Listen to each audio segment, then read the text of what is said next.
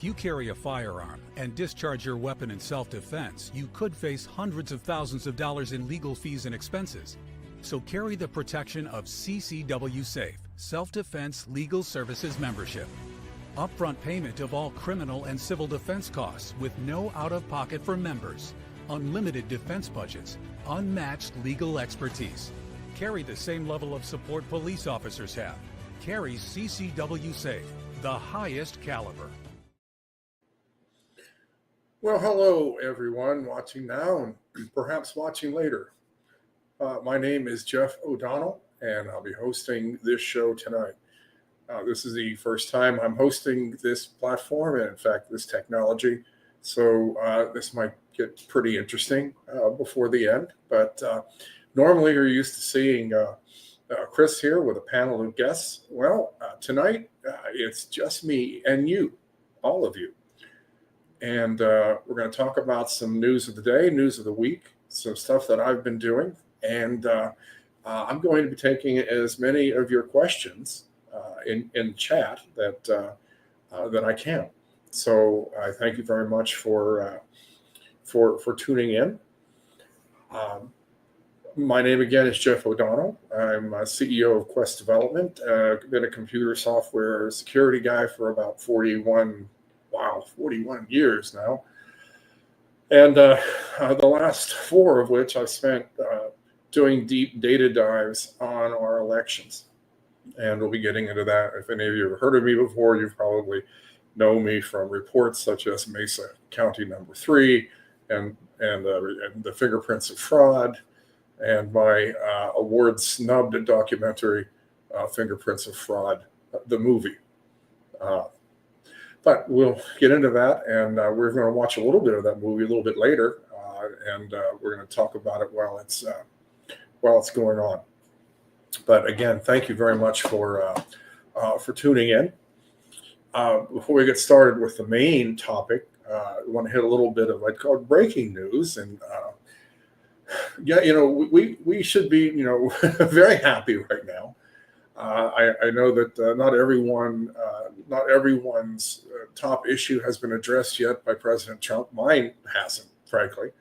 I'm still waiting for some big-time action on fixing our elections. But I am told that it is coming. I was initially told that it was happening during the month of March, which we are still in. So I am still hopeful that we're all going to be very happy about that.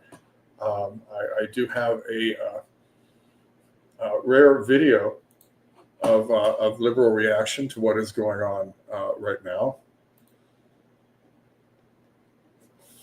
And one more time, why not? So that pretty much sums up what's going on in the liberal world right now. Now, what I want to hit with some semi-breaking news. We knew this was coming, but it's still amazing that it happened. The Department of Education, as it were, is no more. Monster executive order aimed at closing the Department of Education. Why is it important that we do this? Well, first of all, I kind of like that as a. And it's funny that Elon, I guess, reposted this and took some heat because it says, of course, Department of Education. And I just think people aren't getting the joke there, but that's nothing new. If the left had a sense of humor and knew how to meme, they might actually be winning this fight right now. But I saw this. It was interesting. This is the average tuition in our universities since the Department of Education was founded, right a little under 10K. Now the average tuition, including fees, room and board, adjusted for inflation, has gone up 2.5 times, and in some cases, a lot more. I think that if you look at the more influential places, so I just that this is a big deal, and it's something. People talk like the Department of Education was founded by Alexander Hamilton or something. No, it was founded as a way in the 80s to start liberal indoctrination of our children. And the bad news is it worked remarkably well, which is part of why we're in the situation that we're in now. So this is something. The other thing I'll point out, because I just see a thing, if I had, this is such new information that I'm not even sure what to make of it, but Trump accepting associate membership in the Commonwealth, the British Commonwealth, is a very interesting thing. I didn't prepare anything specific to talk about that, but since I saw somebody in the chat bring that up, that will need looking at. There's a lot of history there, and I could spin. Believe me, I could spin that story both ways, as being a very good thing, and as potentially being a very head scratching. What the heck is going on way. But so anyway, the main topic to start this show is the runaway activist judges that we have right now that are trying to block the agenda of our president. There's one little article there from Fox News. It really is their last line of defense against this. And if you've been watching any of the tweets from President Trump or his True Social posts, you've seen he's pointing out, people are pointing out something important. One unelected appointed judge here and there are undoing the will of the people who elected a president, and the will of many other people as well. This is something that it's very difficult, to understand. But what do we, the question is, what can we do about it? And there are numerous things we can do, and I think they're being studied right now. There are numerous House bills being introduced right now. These courts are what's called, these judges are they're the inferior courts. They were not intended to dictate, I guess is one way of putting it.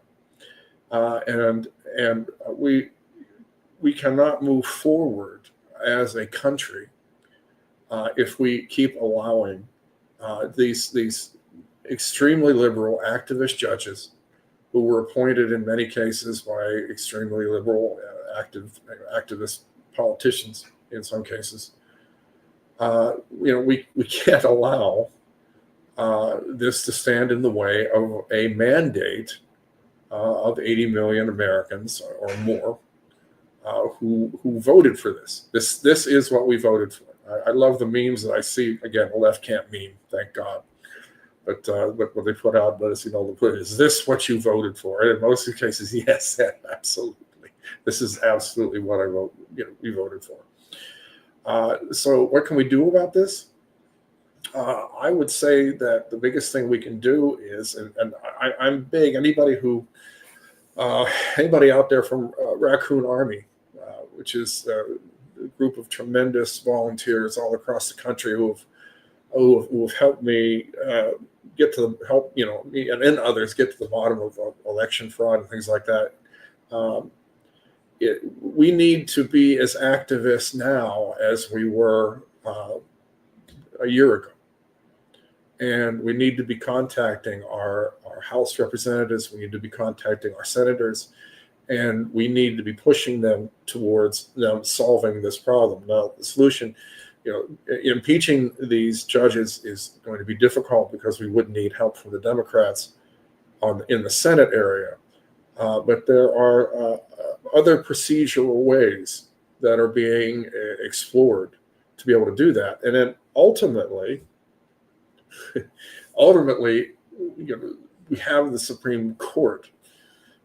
This is very problematic because Justice Roberts has been compromised for a long time. We can't count on him. And somehow it appears, just saying my opinion, is that he's gotten his hooks into Amy Coney Barrett. And so we cannot count on them supporting Trump right now. But some of these judges' rulings are so antithetical to constitutional privilege and precedent that it's going to be difficult for them to justify not knocking them down, not supporting the president on this. But again, make your feelings known. Make your feelings known the way that you did about all those issues over the last 4 years, about the election, about that little bug that was going around, and people were, taking advantage of our rights for it. We need to keep it up. The champagne should be all gone by now. The corks should all be popped, and now we're back to work again. And this time we're on the offense instead of the defense, which is a tremendous, amazing place to be. But you've got to hold their feet to the fire just as much as you held or tried to hold, the criminals that were running this place for 4 years. We can't give up on that. We need to remind them of why we worked so hard to defeat the amazing levels of fraud, to get our President Trump back in the White House, and to get him a Senate majority and a House majority. We need to remind them of why we hired them, why we worked, many of us, so hard to do that. Moving on, the next issue that I really wanted to headline, as it were, is that it's interesting. Egg prices are now starting to come finally down. For some reason, eggs tended to be the thing people were concentrating on when the huge price spikes that were going on. But the prices of things in many sectors are starting to go down. These things, of course, have a lead time. I mean, these are wholesale prices in many cases. It takes time for wholesale prices to turn into retail prices. You've got a whole supply chain that is at work here. But sure enough, just a couple months into President Trump's new term, we do see already remarkable fallings. In 1 month, the wholesale price of a dozen eggs went from an average of about $8 down to $3 or maybe even a little less, which is just unprecedented. So that is certainly some good news, and I think it's something to watch because this isn't going to end. The gas prices, at least where I am, are coming down, and other people are telling them. So let me see what I had next on the whole agenda here. Yes. Okay. Arrests are finally starting to be made for the Tesla terrorism, as I call it. Of course, many of you know that a couple years ago, Elon Musk Tesla electric cars were the darling of the left. And of course, now that he has come out for making America great again, suddenly he is enemy number one, or perhaps number two, behind Trump himself. I wanted to point out a couple of it. It's very interesting that the Justice Department, which I cannot, can you imagine if this had happened and Cackles was in the White House right now? There'd be no investigation going on whatsoever. I have here mugshots of 4 of the people who have been there. You've got Daniel Clark Pounder from North Charleston, South Carolina. You've got Adam Matthew Lansky from Salem, Oregon. Cooper Joe Frederick from Loveland, California, and Lucy Grace Nelson from Loveland, Colorado. Now, a little question for the viewers is, I just, I want you to guess which one of these is Lucy Grace Nelson. Because I did not read them in the order that they are. It's just a little puzzle for everyone. Which one of them is indeed Lucy Grace Nelson? For those of you who haven't guessed yet, it is the one with the Larimer County Sheriff's Office below it. So Lucy Grace Nelson is probably in beating up Tina Peters as we speak in Larimer County Jail because Lucy Grace Nelson thinks he's a girl. So take that what you want. Somebody said the one with the facial hair. I like that. No, you were wrong on that. So sorry. Please try again. Something else about me hosting a podcast is that I have 8 adorable dogs. Why do I have 8 dogs? Well, we are a sucker for hard luck cases, and we keep adopting and sometimes agreeing to foster, and we are terrible foster parents for dogs. We fall in love with little pooches and end up in most cases keeping them.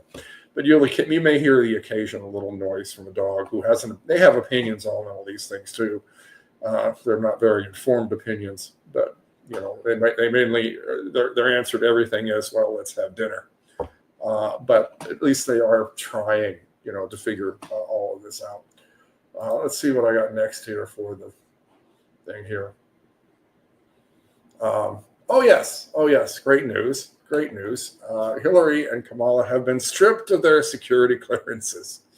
I thought that was went under the radar a little bit. That is tremendous news. It goes along with a lot of what President Trump is doing with his executive order. Some of it is, of course, extremely powerful action. Others is very symbolic, and that in some cases is as important. Now, if it was only symbolic and there wasn't any action going on, I'd be right there with the torches and pitchforks as well. But removing their security clearances, just like he removed Brennan and Clapper and the 51 idiots who said that the laptop from hell was Russian disinformation, it's an important signal. Is what our president is sending. So I thought I'd take this moment and kind of look at the chat that's going on here. If anybody has any questions about any current events, might be fun to try that. If I have any kind of an informed opinion on them, I'd be very happy to discuss them. Anybody, just go ahead and I got some help from Mama Raccoon herself, helping monitor the chats.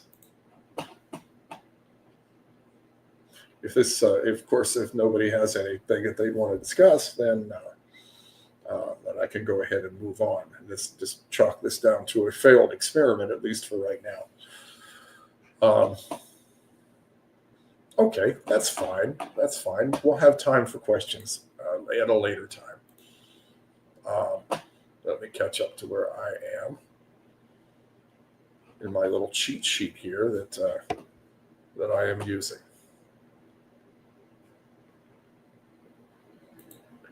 Should have been a little more difficult. All right, so we're going to right now pause for a little note from a sponsor. Please support our sponsors when you can. The Sawyer Mini is the most versatile personal filtration system available. It's a perfect solution for backpacking, hiking, hunting, fishing, scouting, international travel, and emergency preparedness. At a mere 2 ounces, the Mini fits in the palm of your hand and can filter up to 100,000 gallons of water from any freshwater lake, river, or stream. The Sawyer Mini has a 0.1 micron absolute pore size. It was tested to 10 million parts of bacteria and 1 million parts of protozoa without a single breakthrough. This is the highest level filters can be tested to, so we're confident these are the highest rates of filtration available.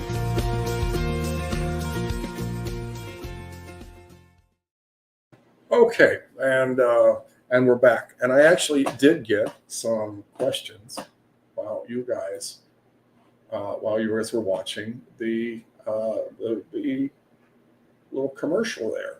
One of which, why do people who are out of government even still have security clearances? That is so they can get extremely high-paying jobs working for our military-industrial complex after they leave government. There's no other reason for that. And that is why taking away, by the way, these people's security clearance hits them where it hurts. It hits them in the pocketbook. But honestly, that's why, so that they can stay in the game and make a lot of money, and in a lot of cases, of course, influence policy even after they,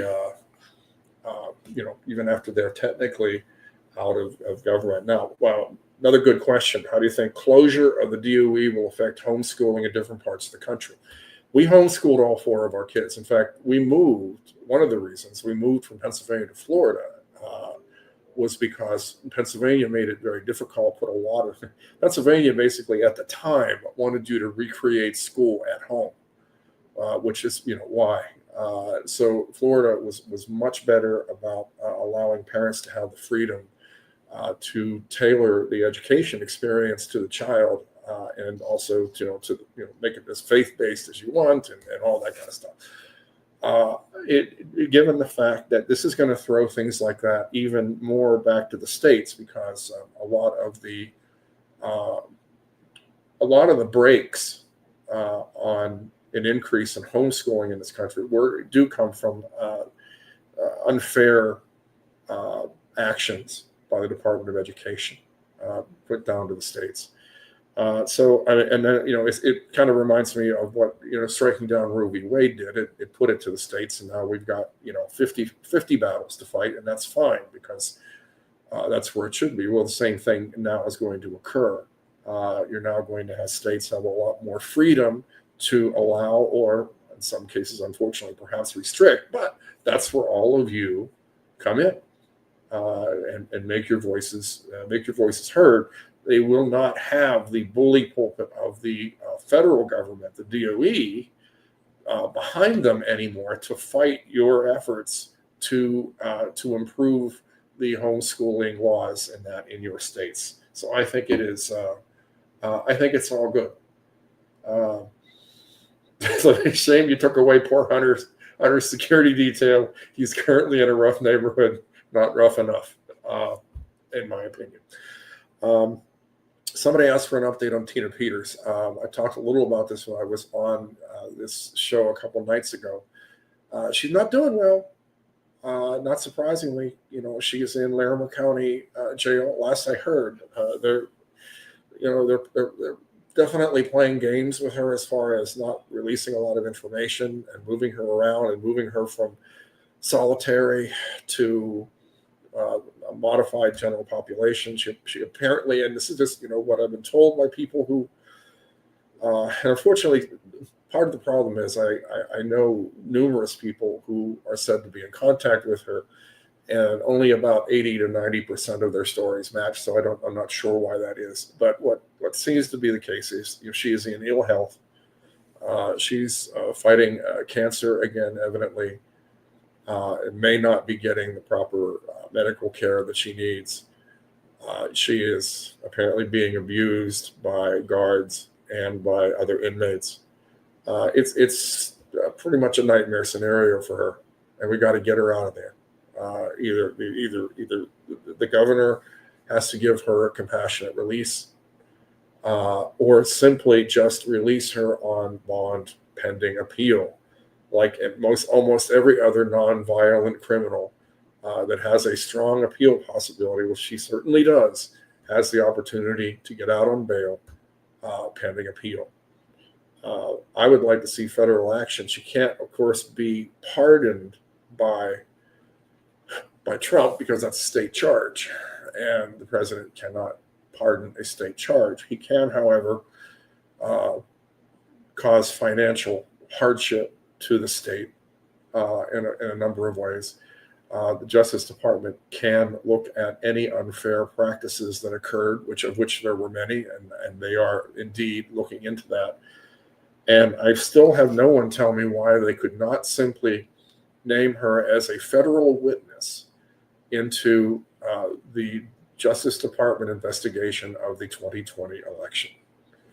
If they would name her a federal witness, they could then take custody of her and do what they want. They could take custody of her and then release her to home confinement, or at that point the options are many, and that just has to happen.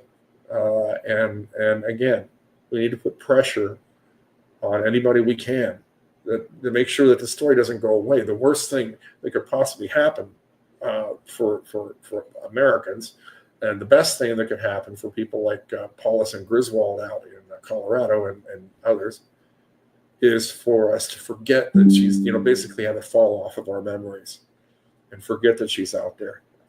That can't happen. We need to, that's why I talk about it as much as I can. That's why other people talk about it as much as I can. We can't let this be memory hold like so many other things have. And also, as somebody said, pray for Tina. I know her as a woman of very strong faith. I also, she's also, she's a strong woman. I hesitate to think that if she wasn't, how much worse things would be for her. I know that she's a woman who can, stick up for herself, as well as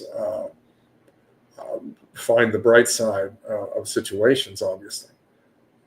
And I'm sure that's probably about the only thing that's keeping her,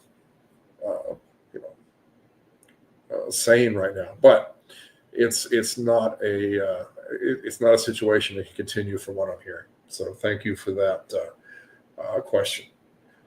All right, so I was going to move on to the next thing. So I wrote and produced numerous reports about what I found in the elections.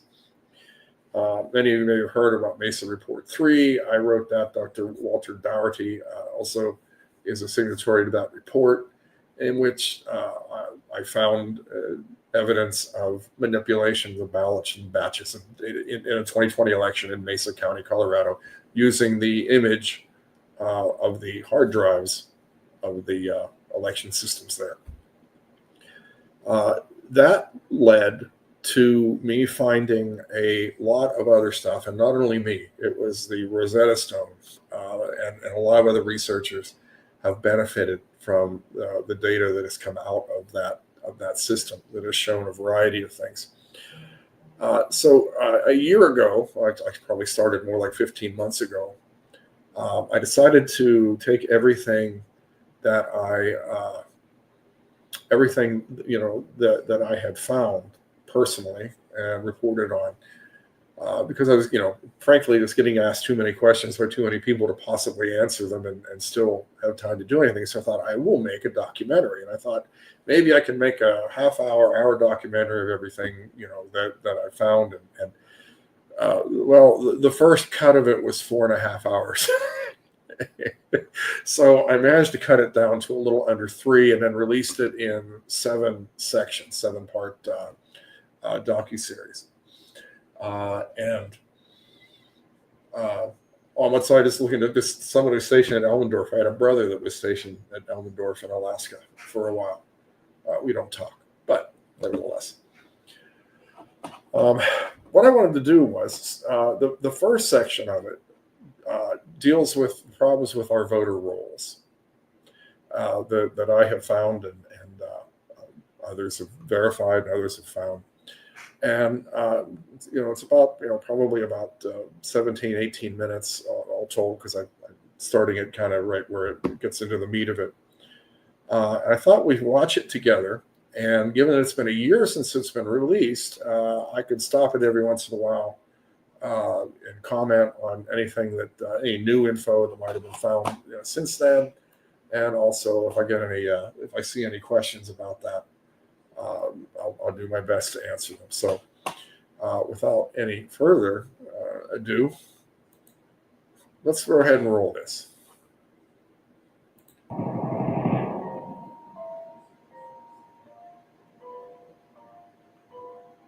In order for fraudulent votes to survive even minimal observation, their ballots must be tied to a person in the voter rolls. When there is panic, this might not always happen, but it's the goal. That means that either falsified entries need to be inserted into the rolls, or existing voter roll records need to be used. I think at this point I've had the chance to examine more than half of the voter rolls in the country. And I have yet to find one that I can look at and say, good job. They are all uniformly bad and insecure, and many appear to use old database technology still. And the danger of using these voter rolls is pretty apparent to somebody who's worked with big data sets their whole life, like I have. It really starts with the voter rolls. And I pause it for a second and just say, a year later, I still have not seen a voter roll that I can look at and say, good job. If those are not clean, then it bubbles through the whole system, as you will see in other parts of this movie. One issue I have with voter rolls in many, many states is that they handle their purging of records by setting them to inactive, keeping them in the database and just creating a new record. This is how in Wisconsin you end up with more than 7 million people in the voter rolls, and slightly less than half of them not actually being an active record. This allows for the surreptitious reactivation of voter roll records, and it should not be acceptable. One problem with that is there's no transparency. If there was, we would be able to see when these records are inactivated or reactivated, and we can't. So that is definitely problem number one. Problem number two comes in with how the voter IDs are assigned. This was something that became apparent as I was able to see more and more states, and also had the privilege of being able to review Dr. Andrew Paquette's data from New York. Dr. Paquette did an extremely, extremely thorough deep dive into the New York State voter rolls. And what he found was that the voter IDs have been assigned using an algorithm, meaning instead of just adding one to the last person, oftentimes there is a mathematical equation, actually several mathematical equations used to create the voter IDs in the counties in New York. The problem with that is that it is impossible in a lot of cases to look at two records and see that this person's voter registration was placed into the voter rolls before this person's, which means that if you're obfuscating, that is the technical term for it, if you're obfuscating the voter IDs, then that opens up the possibility of backdating people into the rolls, and it would never be obvious. And indeed, I've seen evidence that is done. Other people have seen evidence that has done. Our voter rolls are the fuel source for the other types of fraud. That is that statement is something that I want everyone to remember whenever it's on it. It starts with the voter rolls, and since this documentary was done, I've kept in touch with Dr. Paquette, been working with him, and he's now expanded it to, I think, almost a dozen states that he has found different variations, but still signs of these algorithmic patterns in the way that these IDs are at times assigned. And again, it makes it impossible to know what order they were put in. And it also, one of the only reasons that you would do that is if you were somehow classifying them. In other words, this group, for instance, this group isn't real people, or this group are clones of real people, that sort of thing. That's what's going on there. And as I will get into later in this movie, there has to be a change here if we are going to really have any sort of integrity in our elections moving forward. Where all this leads, of course, is getting falsified ballots, falsified votes into the count. And I have personally found a very scary number of instances where people are recorded as having voted twice in the same election. Do I think these people actually voted twice? No, probably not. I believe that at least one of those votes was done through the machines and through falsified mail-in ballots. But it's a huge problem in the states I've looked at, and it ranges from dozens to hundreds to over 6,000 in Wisconsin. If that doesn't concern somebody, then I don't know what would. Interestingly, yes, I've personally found, as I said, up to thousands of evidence of double voters in our elections, in the elections in 2020, and actually some since then. Each one of those is a crime. And in many cases, I know, because I've worked to have, I've provided the names and IDs to people who should be able to do something about that. And there is no interest in making criminal cases. Now, I understand it might be unfair because these people, I don't think, voted twice. But the only way to bring to light what happened is to maybe cause these people a little short-term unpleasantness in order so that we can actually shine the light on this problem that's going on with our voter rolls. Think about that as we go on. And I have to say, I have some methods for finding these duplicate voters, and I will be the first to admit that it's very conservative. It's not going to find all of them, and there could be many more because it simply can't check for all of the possibilities. They do things like change names slightly, flip the first and last name, flip the first and middle name, make small changes to the spelling of the person's name. It is a definite problem, and it's one that needs to be solved. As an example of what Jeff is talking about, let's consider the case of Mary Johnson, a woman who has registered to vote and it in the active list. Mary gets married to a gentleman named Evans and must let the election board know. The election board inactivates her Mary Johnson voter record and creates a new one under the name Mary Evans. At election time, her old Mary Johnson record can be silently reactivated and used to vote however the perpetrator wants. After the election, the Mary Johnson record can be returned to inactive status. There is no existing safeguards against this type of election fraud, nor are there in processes for the elections office to detect it after it happens. Voters who move within their county are also handled the same way. If you're going to have a fake ballot, you're going to need a person in the voter rolls to assign that ballot to. And it goes a little something like this from what I have seen in my observations. First thing they go for is any voter that was created completely fictitiously. They have been entered into the rolls. And we have third-party companies like Eric who have access or at least influence into who gets added to our voter rolls. I think that is a stone cold fact.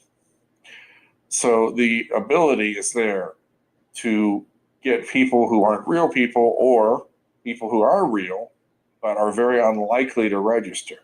In Arkansas, for instance, before the last election, they had a tremendous number of people over 90 suddenly decide to register to vote. That is not normal. That doesn't usually happen.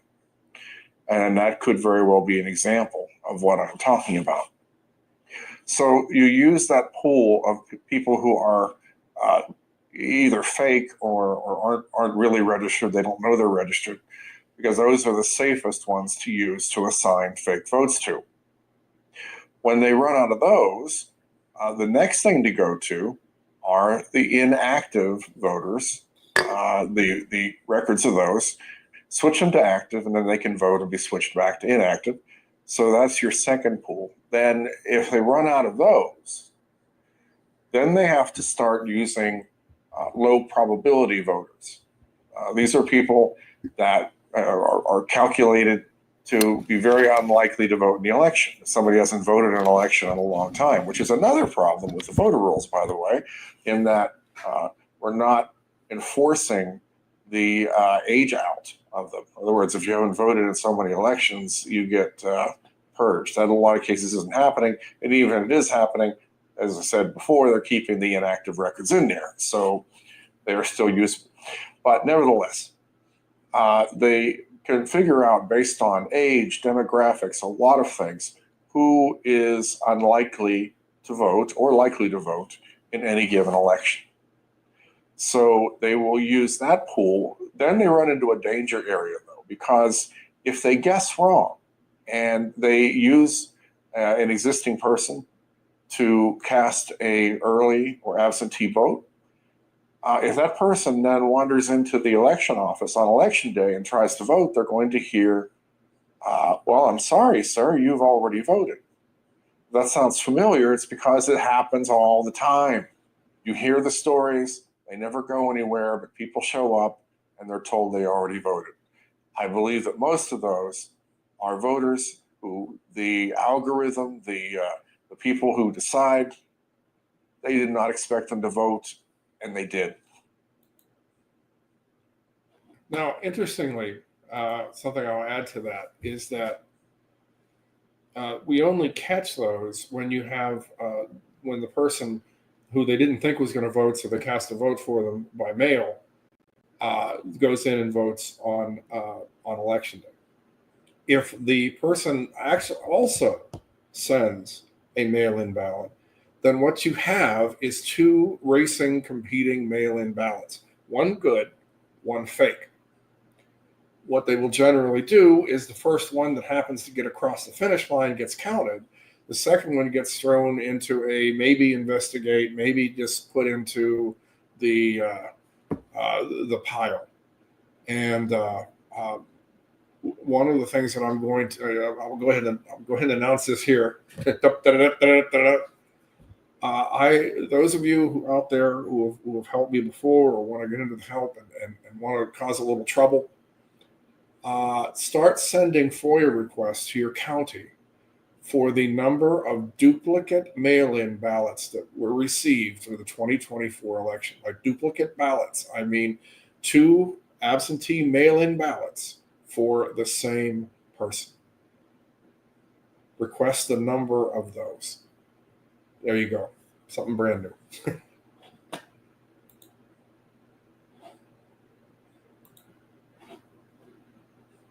If they run out of voters from the voter rolls that they can use for fake votes, a lot of us refer to that as running out of runway. That's where they have a problem, and that's where they have to panic. And incidentally, that's what happened in places like Florida in the 2020 election, according to the data that I have seen. Examination of our voter rolls led Jeff down an unexpected path, as he discovered a system known as the Help America Vote Verification System, or HAVV. The Help America Vote Act created a system whereby citizens wishing to register to vote without state-issued identification could have their identity verified by the Social Security Administration. Let me pause this right now. If you guys listening and girls listening right now, get one thing out of this show. This is what I want you to remember. Thank you. Election officials can send the person's name, birth date, and the last 4 digits of their Social Security number to the online HAVV system and quickly be informed if that information matched an American citizen. Looking at the purpose of the system as defined on the Social Security HAVV website confirms that the system is designed for use in the rare case where a citizen does not have state-issued identification. However, when Jeff downloaded the lookup statistics from the HAVV site, he noted that there were many more lookups than he expected, and that on average 1/4 of them are rejected as not matching a citizen. I don't think you can escape the conclusion here that the HAVV lookup system is being used to game our voter rolls, to game our registration systems. If they're not being used to game our registration systems, they're certainly being used for another improper purpose. And there needs to be investigation by those who can compel answers from the Social Security Administration and from the states and counties that are using the HAVV system. What you are seeing here is the calendar year 2020 HAVV lookups from the top 10 states. You'll see as the numbers pile up through the year and they accelerate as we get closer to the November election. Yes, you are seeing millions and hundreds of thousands in all of these states. And remember, on average, a quarter of them do not return a match. Now, I just told a little white lie. These are not the top 10 states. Watch what happens when we add Texas to the mix. That's right, over 6 million HAVV lookups in 2020. Are we really supposed to believe that so many people across this country show up to register to vote without a valid ID? And then we also supposed to believe that a quarter of them across the country do not know their name, their birth date, and the last four of their social security number. If you believe that, I don't know what to tell you. Attempts to find information about the use and policies of the HAVV system by election officials through public records requests have been non-responsive or unhelpful.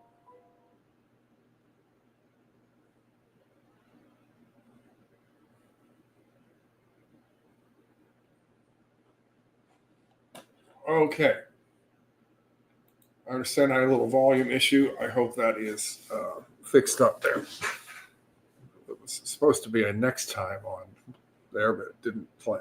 I'll fix that. Well, next time on Fingerprints of Fraud, the movie, more cool stuff about the machines and Tina Peters and Mesa County. Next Saturday, right here. We will go over that together. Okay. Question time. Let's try this again. Let's try to get some more questions here. Don't be shy. I'm mostly harmless, I've been told. I did get a question. Shouldn't SCOTUS at least recommend to these activist judges recuse themselves on conflict of interest in ruling on POTUS? Boy, that's tricky. It depends on how they've ruled before and what else they have been, what other legislation they have been specifically involved in. But I will say that many of them are conflicted. But a case of Jack Smith was one of the most conflicted people I have ever seen, and yet he was allowed to continue with his witch hunt for years. So to kind of just go back over the thing I just showed you about the voter rolls, it is a big deal, and it is why my good friend Colonel Sean Smith likens cleaning the voter rolls to sweeping a dirt floor. I think that it helps a little bit. But if you think about all the different ways that you just heard that the voter rolls are used, it only touches a little bit of the problem. It is kind of like sweeping a dirt floor, or worse, maybe a muddy floor. So what Jeff, you're a smart guy. What would you do? Well, what I would do is come up with a completely different system, and what we have now, many of the state systems we've been able to figure out do have like a common ancestor from either Oregon or Washington. I can't remember which one right now. And this system was taken and modified here and modified there and all of that. So we need to either find a way to utilize our current motor vehicle system, registration system, to be a satisfactory one one-stop shop for all of this, rather than keeping two huge lists of people who are largely the same in two separate databases, one of which has a great deal of controls on it, meaning the motor vehicle system, and one having almost no controls on it, being our voter roll systems. There are ways that this could be done, and could be done in a way that I think that you listening here could be convinced that would be happy. Anyone have an educated guess? When did prosecution become synonymous with prostitution in our country? I keep trying to answer that myself, and the date just keeps going backwards. How do we push? How do we, the people, push state and local governments to clean up voter rolls? Here's the thing. This is actually the good thing, because you can actually go to your state reps and your state representatives, your state senate. They are the ones who have the power to enact change in their states. That is what you can be doing on the one side, while other people are working to fix this on a more federal level. Now, don't scream too loudly yet. I know that nobody wants absolute federal control of our elections. However, some of our elections are federal. President, Senate, House of Representatives, they are federal elections. So the federal government should have a say and a role in how those elections are done. So let's see. I'm hearing some really. I know that the boss, President Trump, he has a lot of good options which have been presented to him. A lot of really, really good options that are being considered. What nobody knows is exactly what he's going to decide to, which of them or all of them he's going to decide to go with. And so a lot of us are kind of in stasis right now, kind of waiting. We don't want to do or say anything that's going to muddy the water with anything he's going to come out with. If what he comes out with is a great idea, maybe it's even better than what we've got thinking of. I'm personally, I'm giving him till the end of this month and probably a few days later. But I'm still hoping that we're going to hear something very soon. And I think there are things already happening, behind the scenes. When you really look at all the stuff that Doge is looking into, and all of the funds and all the money. I mean, follow the money, right? I think that's a good idea. Where did my affinity for raccoons came from? Well, first of all, they're cute and they're furry, but all right, I'll tell this story. Back when I first did the work on the Mesa County image and found what I found, and realized that nobody else had found it yet, I had to get the information out. The last thing I wanted to do was be public. So I think, okay, I need an anonymous persona to be able to do this. Yeah, that'll do it. I'll use an anonymous name. I'll get this to the right person, and then I'll save the country, and I can go back to my life. Well, obviously that didn't work out. But I'd had a couple. We've had a couple run-ins with some raccoons in the past who have taken residence in various parts of our houses and things like that. But it actually goes a little further than that. And a raccoon, when you look at it, it's cute. It has little human-like paws, and it does cute things with its paws. But you get between that raccoon and something that it wants, its child or something, and you are going to be met with fangs and claws more than you can ever want or deal with. And that's how I wanted to be. I wanted to be harmless, but not harmless, if you know what I mean. So that's kind of where it came from. This came to me one day, the lone raccoon or the apocalypse. It sounded good. And a lot of people say apocalypse, that sounds bad. Well, the real meaning of apocalypse, if you go back, in the Bible, the name of Revelations is actually the apocalypse of St. John. Apocalypse, a revealing. Okay. And so that was like, hey, I'm the lone raccoon of the apocalypse. I'm going to help reveal all of this stuff that is hidden. So that was where that came from, my affinity. Why has nobody else proposed to make Tina Peters a federal witness? If they have, I haven't seen them. It's just because I guess I'm a lot smarter than a lot of other people. There you go. I sure hope. I wish I had a studio audience so I knew if anybody laughed. That would be really, really helpful. What is my response to the naysayers who point out that there are no court rulings in our favor?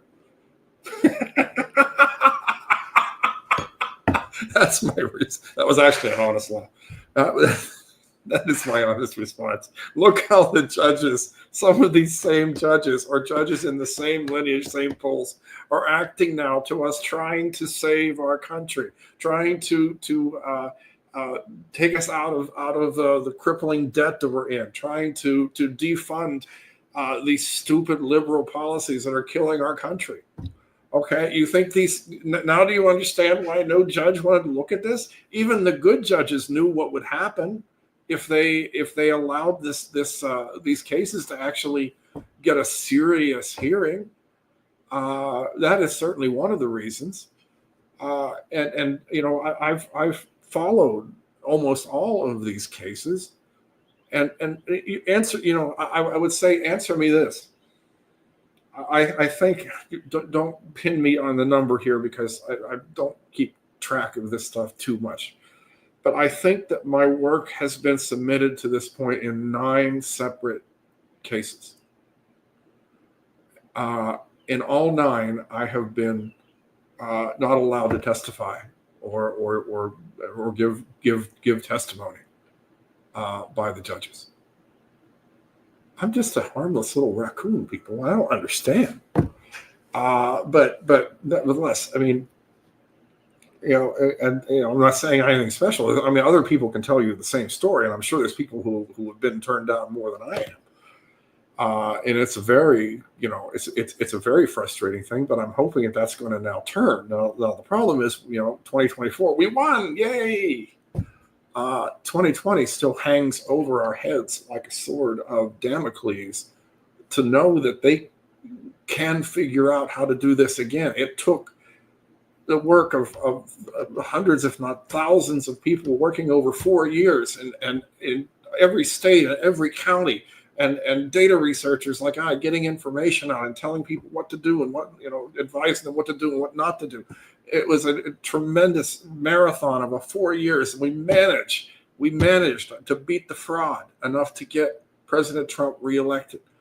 Unfortunately, to tell you how close it wasn't enough to get people like Kerry Lake and Brown and anyway, a couple others elected, because the line of fraud was somewhere in between them. But we got the line of fraud down under where President Trump could win. Does anybody here think that we want to do that again?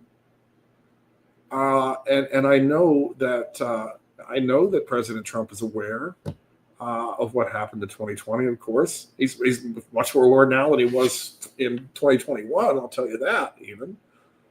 I think you're going to see. I think that the Supreme Court is waiting for the right case to reach it on election fraud, and I've been told that by some people that I trust. I was told the same thing by people I trust, that the court was waiting for the right Roe v. Wade challenge, and they rejected numerous ones until they got the one that they felt was passed the most constitutional muster and they could actually go with. Well, some of those same people, are saying that our Supreme Court is waiting for the right, the right election fraud case. Do I know which one that is? No, I've already guessed wrong on a couple of those, because I don't know I don't know them. So to sum up, my response to the naysayers who point out there are no court rulings, you should know that most of those never actually got to the point where the judge had to rule on evidence.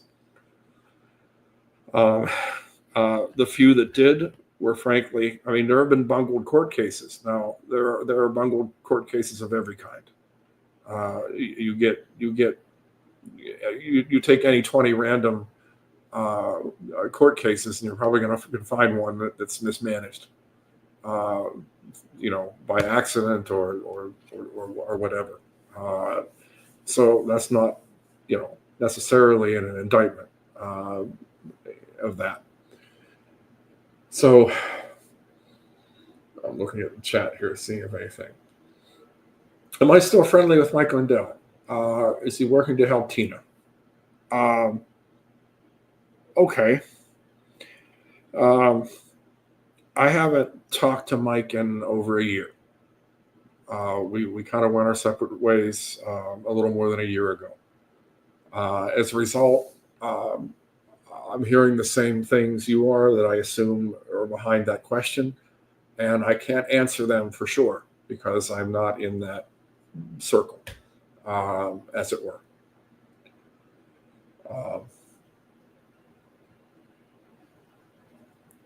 Smacked it like I'd smack a federal judge. There are some federal judges that need legally smacked.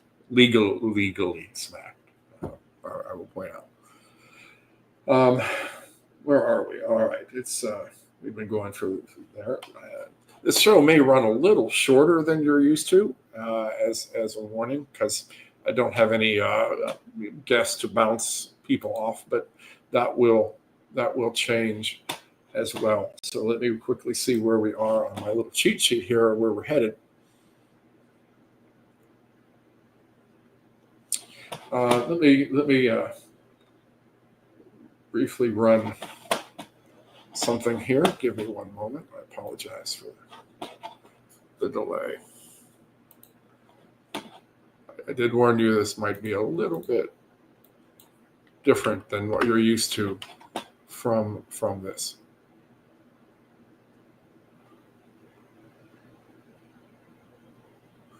Okay. Now we're going to have a break from another one of our sponsors that is very near and dear to my heart. If you want to know how we can fix our elections, and you haven't already heard this, it's actually very simple. We need single day voting, paper ballots, hand counted, no machines counting them, etc., and voter ID, the whole 9 yards. What I'm going to show you actually came from a case where I was working with some people in Bosque County, Texas. Some great people out there, trying to get heard on some election issues out there. And when they went to their sheriff and they took a report I wrote for them, the sheriff said, "Oh, I've heard of this guy." And they're like, "What?" "Yeah, I've heard of this guy. He's working with a guy named Seth Keshel to try to get rid of the voting machines so they can sell their own." When asked where he found that out, he said he heard it from a clerk in his county that had heard it from some big clerks association meeting that they went to. This was probably 2022, early 2022, I think. And so out of that came our sponsor for this segment, the Raccoon-O-Matic voting systems. Does your county suffer from electile dysfunction? It's nothing to be embarrassed about. Recent research from many data scientists have shown that most counties across America suffered the same problems over the last few years. Luckily, Captain Seth Keshel, in conjunction with Lone Raccoon Labs, has developed a simple low-cost remedy. The Raccoon-O-Matic voting system will return your county to peak election performance in only one easy step. No longer do you have to suffer the shame and ridicule when obviously unpopular candidates are somehow declared winners. No longer will your elections hang limply for more than 4 days as you try to prop them up with unreliable electronic devices. The Raccoon-O-Matic voting system is safe and effective, and it is made up of components used every day by hospitals, elementary schools, and even our military. At prices starting at less than $30 per precinct, the Raccoon-O-Matic voting system can easily fit into any county's budget. Side effects include fair vote counts, voter confidence, more money available to fix those potholes, and occasional attacks by liberal activist groups. If you act now, we will throw in several technical manuals to help you get started with reliable and strong elections. Visit Raccoon-O-Matic.com for more information and help make our elections great again.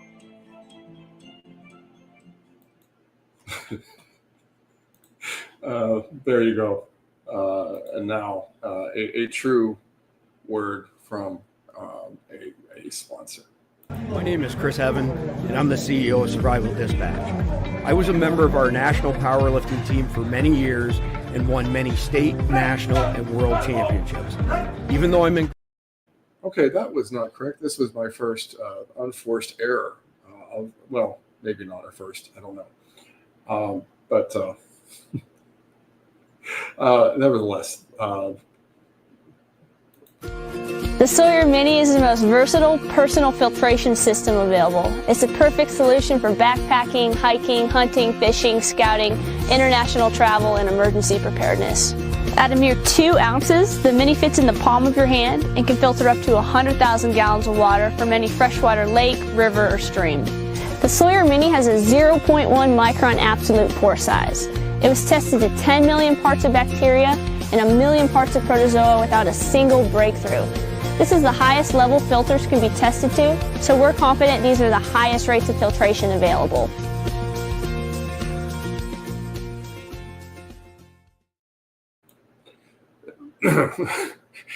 This advertiser error was brought to you by the Lone Raccoon. The Lone Raccoon causing advertising errors for more than 40 years. All right, so for our next segment here, let me see if anybody's got any questions. I love answering questions from lovely people like you out there. Now's the time.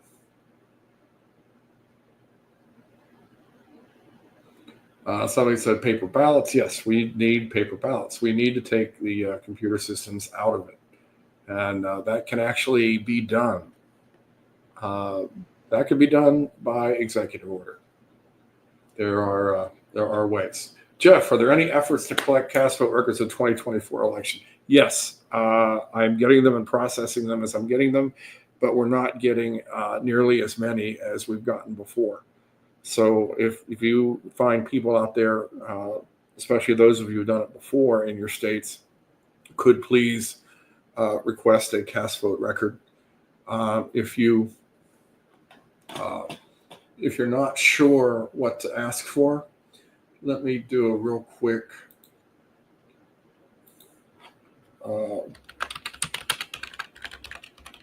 enter here for you.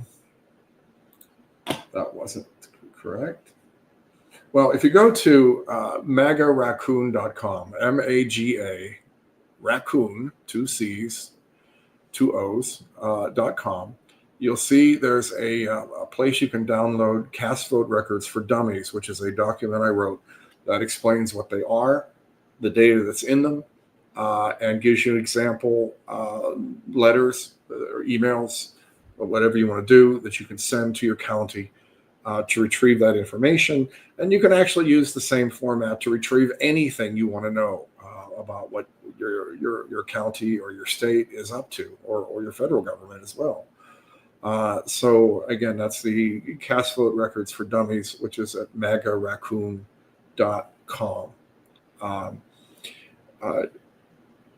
There's not magic words in it, although at the time, believe it or not, let me explain what a cast vote record is for those who may not know. Most of the big election systems can produce this report, and one way to think of it is a spreadsheet. that every line on the spreadsheet represents one ballot that was processed. So up and down the spreadsheet, you have, ballot one through ballot whatever. Then across, you have who the person who filled out that ballot voted for on that one ballot. Does not include any information about the voter, does not break voter secrecy, has no security implications. And in fact, we've received thousands of these. We've received cast vote records from 28 states. Oddly enough, most of the ones we haven't gotten from are red states, unfortunately. And we had a lot of success getting them in 2020. Now sometimes they're like many files rather than one spreadsheet, but nevertheless, it contains the same information, just in different formats. So these cast vote records have been invaluable, more than I can say, in figuring out how they did the fraud, or at least some ways they did the fraud in 2020, particularly in my area, which is looking at the mail-in ballots. We really need them, and let me tell you why. Because the counties that we're getting now for 2024, the ones that we also had for 2020, I'm able to compare them, and you can really see the effects of some of the things that we did and some of the things that changed. In between those two elections, and we need more of those, so we have enough data to be definitive. Again, it could be that President Trump's going to come out with some executive orders, and legislation is going to be introduced tomorrow that that will fix all of this going forward. But we still have to hold the people who stole 2020 to account. They can't be let get away with this. They need to be exposed. And frankly, I think that the entire Biden presidency needs to be delegitimized. And the capital D, delegitimized. I mean, any judge he appointed, including his Supreme Court half-wit. Did I say that out loud?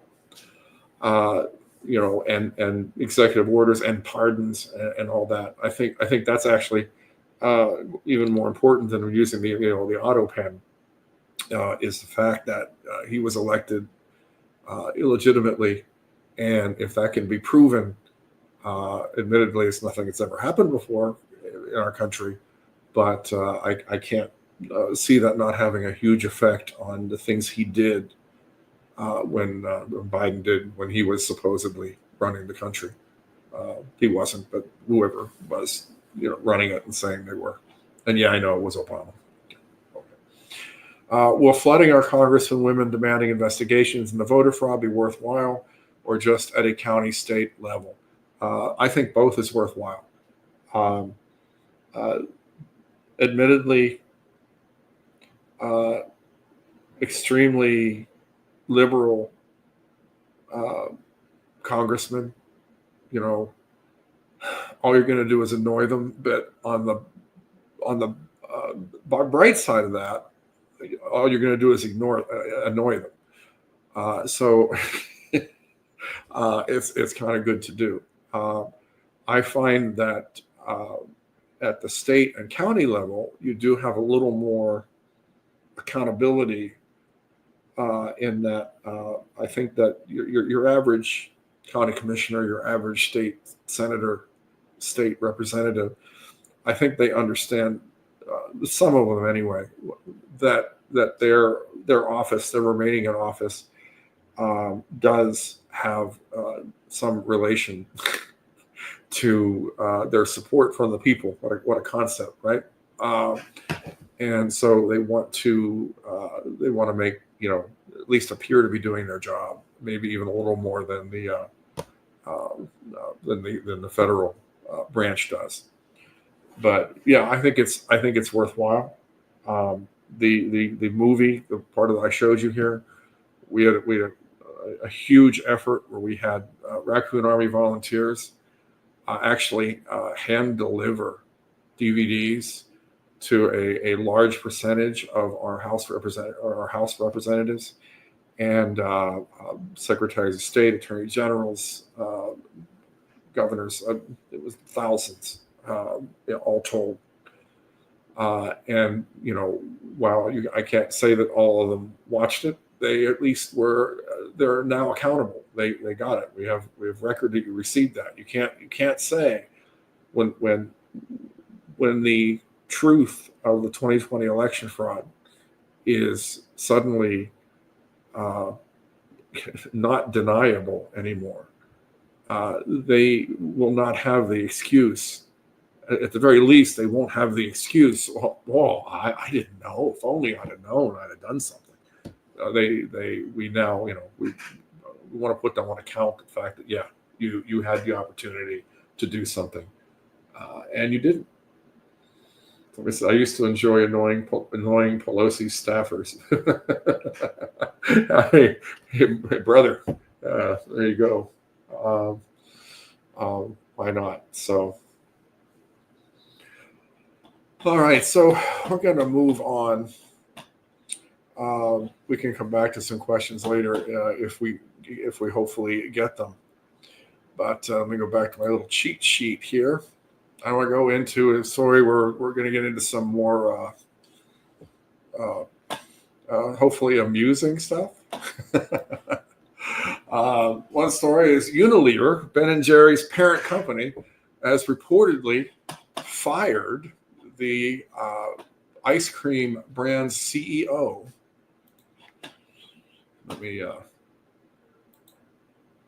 Yes, they fired the ice cream brand's CEO over their his woke comments and anti-Trump comments that have been made recently. Of course, Ben & Jerry's been in the news a lot, always, because they're a very left-leaning woke thing, and they had the Pecan Resist ice cream brand in 2018. If anybody can remember that. But of course, people in the company deny that his firing, had any, was had anything to do with any possible backlashes from conservatives or boycotts or anything like that. And in a totally unrelated news, they have announced two new flavors of ice cream. First being Trump Up the Volume, which is going to be released very soon, and a one that's targeted for Middle East release soon, roasted red pepper Hamas, which is I'm anxious to try that. That sounds very, very interesting.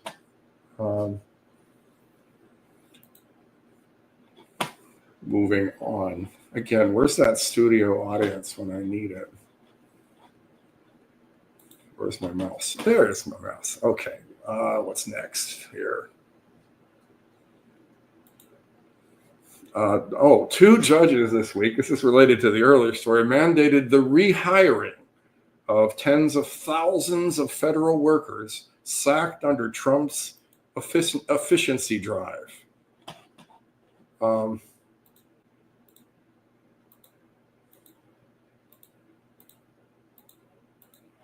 Tell me more, said one woman. That's my official audition to write for Greg Gutfeld show. So call me Greg. Another story is that let me see where this was, in Woodinville, Washington, reported by somebody named Chloe Show. This has been put up in home signs for in-home euthanasia. Obviously wanting to put Trump supporters, out of there. In possibly related suicide news, the Democrats have announced, that Harris leads the field for 2028. So, any more questions? I amused myself there. Roasted red pepper Hamas with bits and pieces. The bits and pieces are actually the very important in that I've heard. I haven't tried it yet, and I wouldn't buy it. I'd wait for somebody to give it to me or something.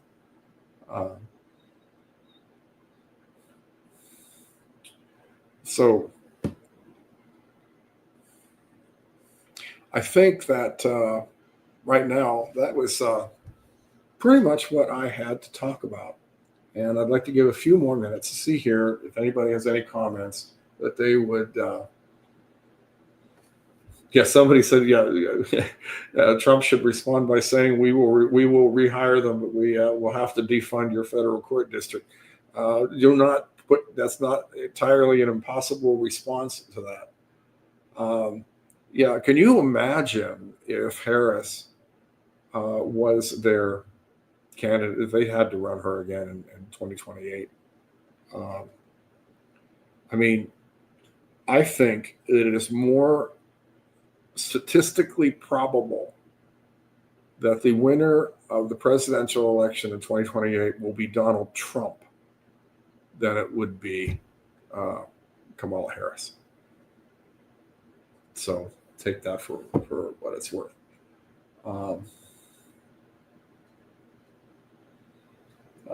Somebody referenced Maryland. Well, I'll tell you what. Let me actually bring something up for you, because I'm about to give you some websites that, if you're interested in knowing more about some of the stuff that I've done, you can check out. One moment. It's a live interactive show here. How about that? All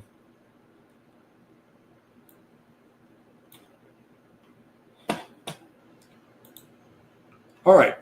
I have a site that I wrote called votedatabase.com. And basically every cast vote record I get goes into a database and gets parsed out so it can be analyzed. And it's how we found, you'll see in a couple weeks when we get to the part of my documentary about this, but you can do early study, if you will. So, if, for instance, if we click these states in green, are ones that we've gotten at least one cast vote record from. But you see, we've actually gotten many more. You have California, we've got tons, almost the whole state of Colorado, only missing one from 2020. The entire state of Nevada, we have cast vote records from. It was extremely useful. You see the ones in black, many red states do not want to share cast vote records with us so that we can see how fair their elections are, and that's a problem. Pennsylvania only has one, and they didn't know they were giving. I'm convinced to this day that they didn't know they were giving it to whoever they gave it to, because that got shut down really quick. But look at all these other states. These other states are Republican states. Over here, Washington, no, of course, but in Northeast. But all of these states in the middle just will not do it, and even places like Tennessee, only a couple. Louisiana, we got one and it was broken. But if you go to this votedatabase.com site, you can pick something, and I'll pick Maryland, for instance, and then you can pick, and you'll see here that as we're getting 2024 ones, some of them are starting to come in here, and I don't know which ones that were referred to in the chat. But you can do things like, if I pick Calvert County in 2024, I'm doing this completely off. You can compare any two candidates. So I'm going to compare Donald Trump to Harris. If we can, some of the cast vote records, we can tell what type of votes they are, whether they're mail-ins or election day, and that's actually the most useful. We don't have those in Maryland, but just an example. Block size is interesting because how we analyze these, instead of, we basically can look at them in terms of 100 or 1,000 or whatever vote blocks, because, when they process these, they are in a lot of cases processing them in 100 or so, 100 or so block or ballot blocks. So it just kind of gives you an easier way to see which way things are going, and we'll get there. You can even, what precinct I want to look at, what tabulator I want to look at. So we'll go with 100, and we'll see. Boy, I hope this works. Like I said, I don't think I've actually analyzed Calvert. So walking without a net here. This is me figuring things out. That's me right now. And of course, it didn't work because I haven't tested Maryland yet. Yeah, this is great. Now it's going to be recorded for everyone. So let's go to my next favorite one.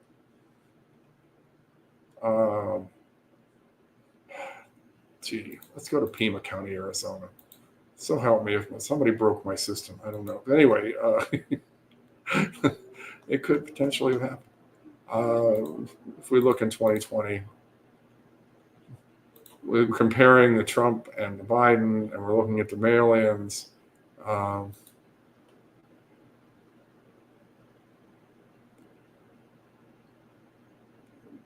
Has to crunch a lot of data to get to this, but it should only be a second, or else it's going to get another error, meaning my system's probably been under attack again, which does happen every now and then. Hope you're enjoying the beautiful raccoon as he's doing that. Here we go. So you can do, this is some of the things you can do. For instance, this is the percentage of Trump throughout the entire counting, from the very beginning of the counting till the end of the counting. And this is actually what's called the Mesa pattern. It's an unnatural pattern that should not appear in the mail-in voting. And you can look and see what was the precinct distribution. So in other words, what this is showing you is that for every 100, how many precincts were in those 100. I use this to be able to tell if you have a random distribution of precincts, so you can expect the results to be also pretty random. So it's interesting you have it, and you had less random here during this section. Again, this is a lot of this stuff is kind of inside baseball that I use. But when we get to the every one of these blocks is the next 100 votes, and you can see the President Trump over Biden. Again, this is showing this Mesa pattern. You can see how there was a regular upward trend, which kind of went nuts here near the top. But this trend is what we see. That it wasn't, it wasn't like we had a whole bunch of Biden votes here and a whole bunch of Trump votes on the other side. No, it was a random change as the computer was ordering the votes as they went through. I hope it's being interesting to somebody. I just thought since I had some time, I would go ahead and show you that. But the point is, if you go to votedatabase.com, and I do apologize if a couple of them aren't working right now, you can go and kind of see that analysis, and you can also see what the raw votes are according to that. MAGARaccoon.com, as I mentioned, is kind of the barracks website home of Raccoon Army.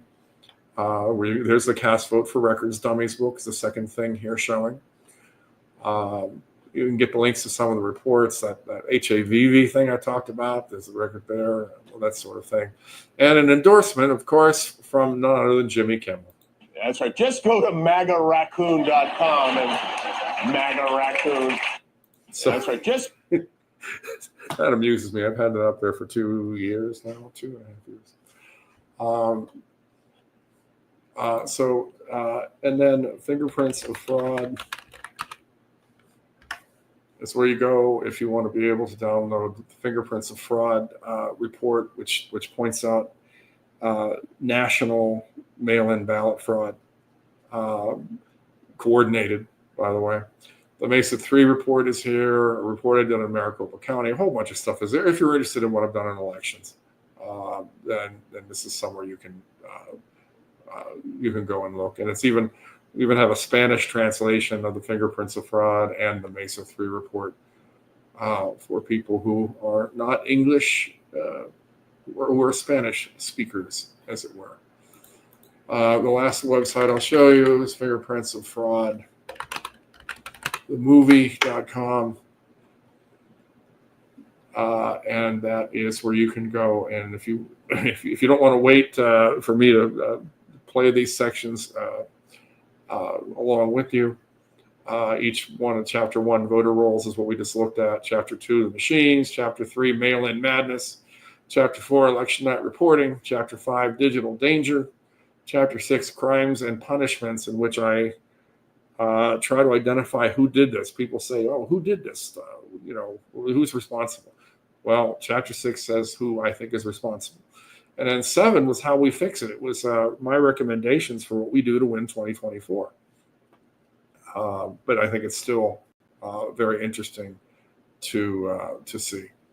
Then I have a little bonus scene about how Maricopa actually looked like Mesa in some ways.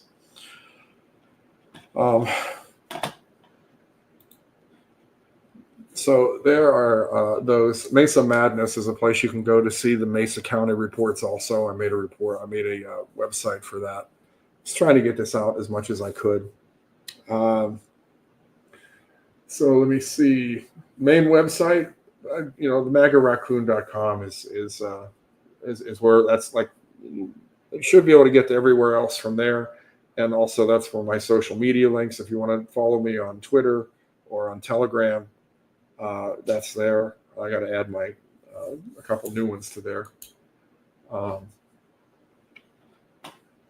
So I'm looking at let's see if any questions came up here while I was pontificating.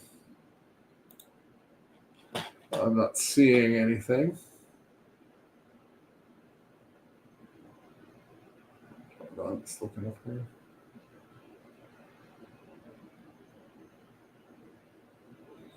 Well, somebody said it was Queen Anne's County and Garrett County. Yeah, I'll have to have a look at that and see.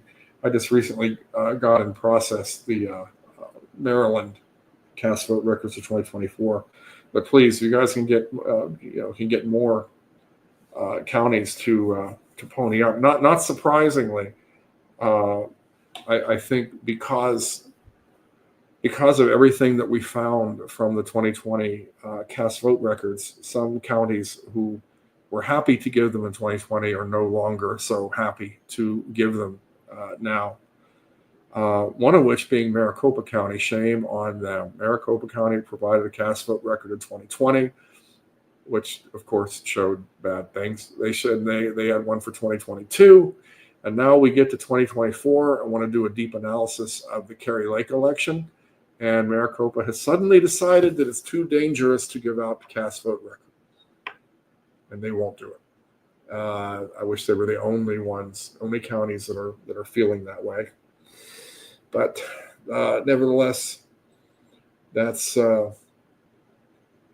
we are. All right. Anybody want to take one last stab at a question here? Waiting for Chapter 10 tar and feathers. So am I. Believe me. I got the tar and I got the feathers. If not feathers, I certainly have enough husky fur that we can do the job with that. Absolutely.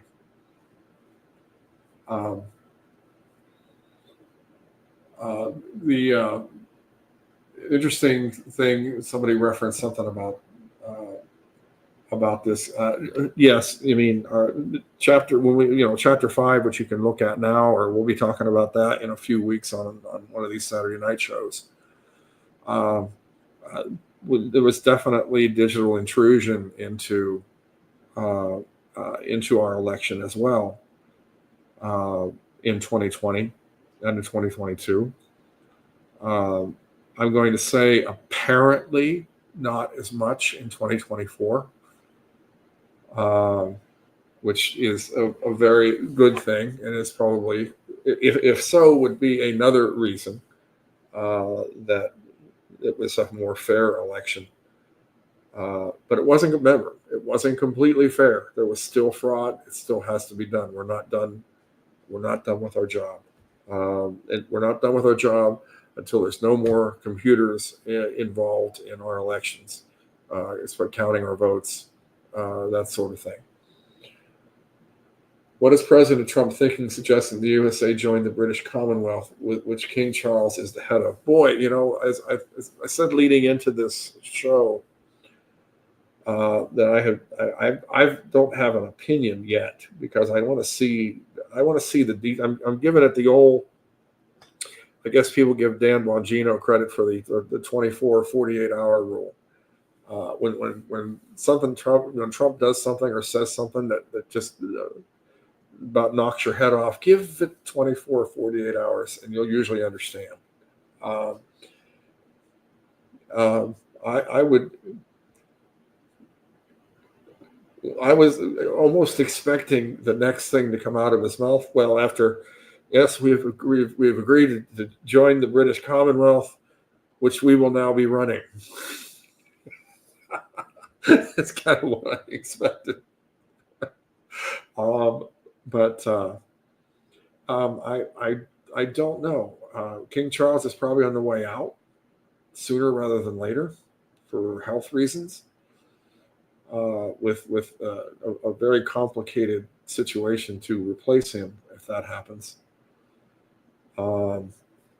It's going to be interesting. I'm aware of what many of you are aware of, that there's some very complicated things about the role of England in our government even to this day.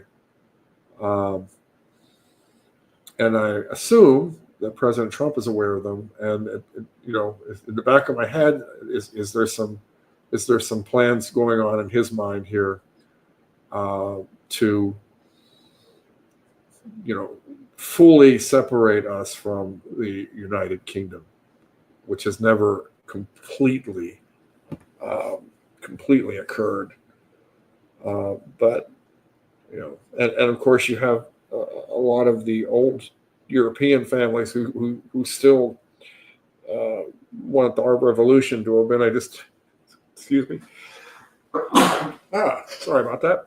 That want our revolution to like this sort of blip in history thing. Our revolution to be undone. And you got to watch out for those. Some of them were involved in stealing our election, I believe. But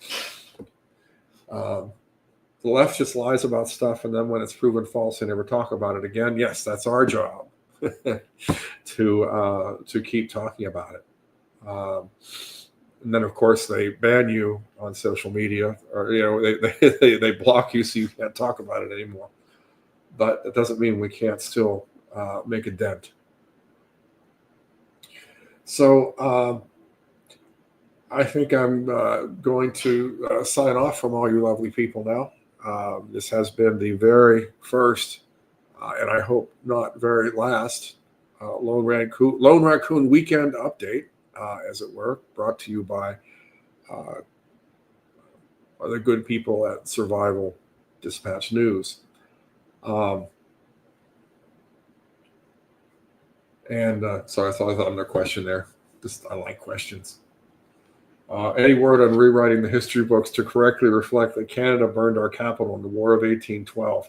Man, I would absolutely love that. If you want to look for reasons that we should own Canada, we should have owned Canada by 1814. Simply for what they did, the role they played.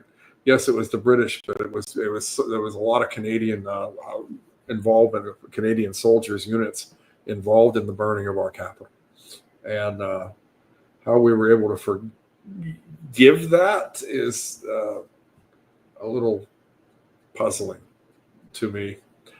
So anyway, you guys all have a good rest of your weekend. Again, this was a little shorter show than you're used to. And I'm sure that future ones will be a little longer when I have some guests. And I've got some really, really cool guests coming up for this little Saturday night thing. We're trying to make it a little lighter, a little more interactive. And we got some big changes that are going to be taking place. I think they're going to make that a lot more fun. That's across all of the Survival Dispatch podcasts. So have a good night. God bless America.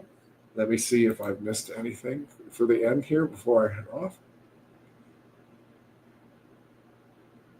I think that is it. I mean, one thing that I did want to do is just give you your, as I say, homework. So let me go ahead and get into that. The celebration is over. Start putting as much pressure on this administration as you did the last. Because I think we're going to be a lot happier with what happens. But we got to make.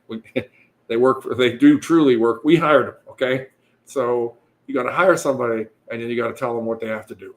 And that's where we are. You are here right now. Start making FOIA requests a part of your life, especially elections and expenditures. Anything it doesn't pass the sniff test. You have the right to any document that that they can't come up with a legally binding reason not to give you. It doesn't work the other way around. Everything is public unless they can come up with a reason it isn't. Remember that. Any of you who are, as we used to call them, diggers, who like to dig into things, might be a good time to dig into the contributors and supporters of some of these activist judges. Because I think that that could be important as we go on, and never assume that someone else will have done it, because everybody has a slightly different way of looking at things. And I guess the last one is just a general thing, and it's be involved in your local elections. Why are we still fighting these activist judges, and why is Tina Peters languishing in jail, and why, et cetera, et cetera? And that's because while we were sleeping and looking at the top line, George Soros and his cronies were were influencing local elections. And they were putting in sheriffs and judges and county level people and county clerks and all that sort of thing. It was brilliant. It was a brilliant plan. And but now we know. Now we know they did it. And so don't overlook the importance of your local elections. All right, that's it. Goodbye, Raccoon Army that are here. And God bless America. And love y'all.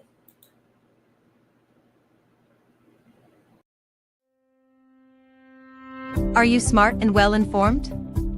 Do you take the time to study the issues, understand the data, and create informed, logical opinions?